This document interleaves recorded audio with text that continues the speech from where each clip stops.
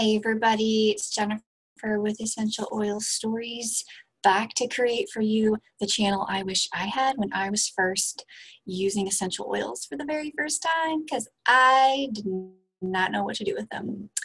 Anyway, today, because my channel has a lot to do with plants, plant extracts, plant essential oils, I wanted to touch on something that came out about almost a couple of months ago.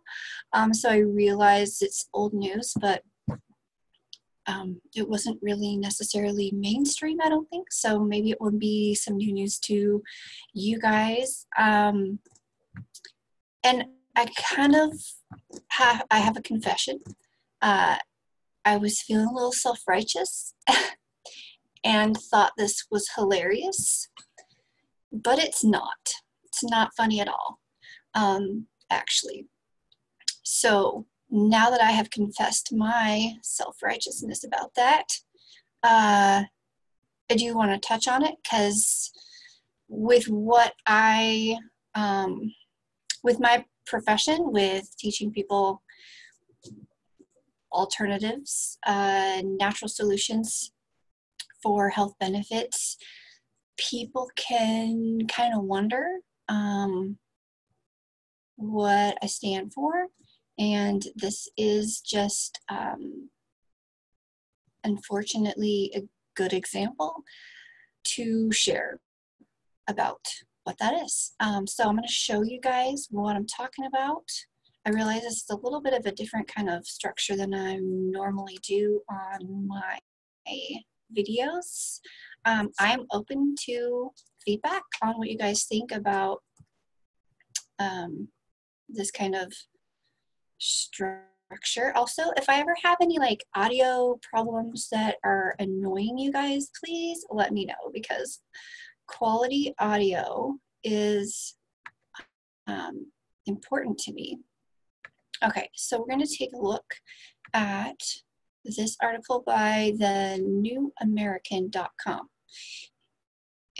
So this is from September 19th, 2019, and it has to do with some seminary students from Union Theological Seminary that posted a tweet on Twitter about confessing their sins to plants.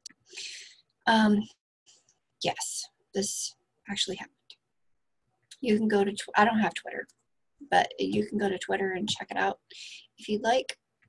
So there was a picture of students literally gathered around plants, house plants, in the middle of the floor, and they were confessing their sins.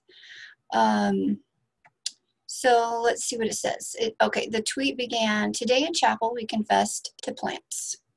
Together we held our grief, joy, regret, hope, guilt, and sorrow in prayer, offering them to the beings who sustain us, but whose gift we too often fail to honor. What do you confess to the plants in your life?"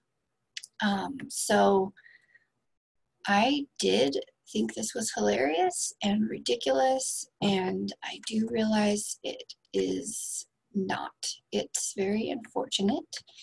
This article goes on to say, and this part I agree with, so to kind of answer a word twist, it says, "We don't confess to plants, but to God. Plants don't sustain the earth, God does. Plants are important to our ecosystem, and we are commanded to care for the earth, but the plants aren't God. And the whole exercise is pantheistic and pagan in nature." Nope. I think if I click here, it will bring up the tweet. I'm just kind of doing this off the cuff, so I don't exactly know. Yeah, so this is the tweet right here. And that's the photo that I was referring to. Okay, so back to, let me stop sharing that. Okay, so you can go search that on your own if you'd like. But so to be clear, I love essential oils, but they are not the end all and be all. They are not vitamins. They are not water. They are not sleep. They are not a good hot bath. They are not chiropractic care. They're not an infrared sauna. There's all kinds of modalities that we can use as tools. They're not exercise. Did I say they are not exercise?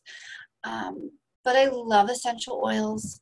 They do bring me a lot of comfort and joy into my life and my family's life. And many of you know that I used to be on and off antibiotics for 11 years of my adult life. And now, since I've been using doTERRA essential oils for over 10 years now, I have not been prescribed an antibiotic one time since then. But even still, I'm not going to confess my sins to essential oils or plants. So I follow the guidelines of Genesis in the Bible as far as how it all became. So that's about it. I did not want to get all big, long, and wordy, and this isn't necessarily an entertainment piece. It's just kind of like where I stand on that, and that's about it. And remember, essential oils are not weird if they work. Love you guys, and have a great week.